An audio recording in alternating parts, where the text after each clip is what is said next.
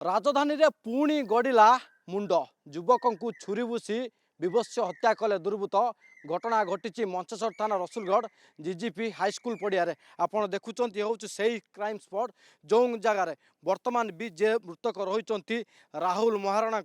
चप्पल पड़ी रक्त जुड़ुबुड़ू घास रही बड़ कथा हूँ आज तो राति समय अर्थात राति 10टा समय ए जगार कहुच्छी 4 ରୁ 5 जन आसी युवक मद्यपान करते परवर्ती समय उभयों भितर कौन कथा को लेकिन बचसा होता शेष में गोड़े गोड़े हाणी ए चप्पल ही बयान करुच्ची जे कौ भाव में गोटे जगार मद्यपान करागला ए पड़िया सारा जो स्कूल पड़िया रही स्कूल पड़िया सारा कौ भाव में विभत्स हत्याकांड करागला रक्तर छिटा ही बयान करुचु केते नृशंस साजिले जो 3 ରୁ 4 जन दुर्बृत्त एवं घटना घटला घटनास्थल वर्तमान साइंटिफिक टीम एवं मंचेश्वर थाना पुलिस और खोर्ट डीसीबी आसी तदंत प्रक्रिया आरंभ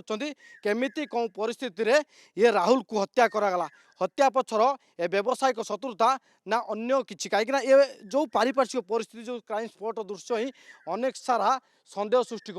कहीं गोटे जगार बसी मद्यपान करागला वर्तमान में आप देखुं यही जगार मद्यपान जो ग्लास रही बोतल रही मद काच पड़ी चाखणा चाखणा आइटम पड़ी खाद्य पड़ी बास कि बाट दूर पाखापाखि 50 मीटर दूर में राहुल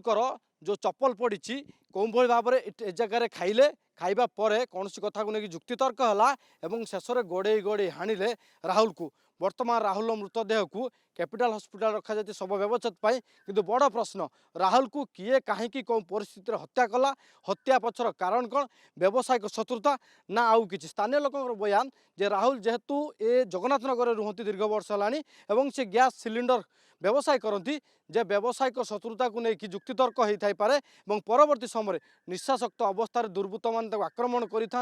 आक्रमण पर एवं छु मारी कहीं पूरा घटना देखा रातिर अंधकार भितर जो भाव में युवक को निर्मम हत्या करागला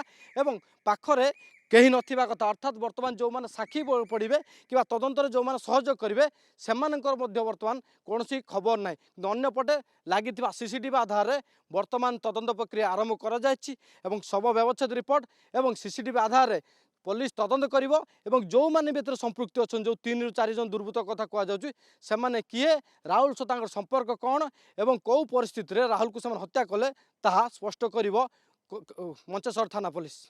भुवनेश्वर कैमरा पर्सन संतोष तराई ज्योति बृहस्पति ओटीवी।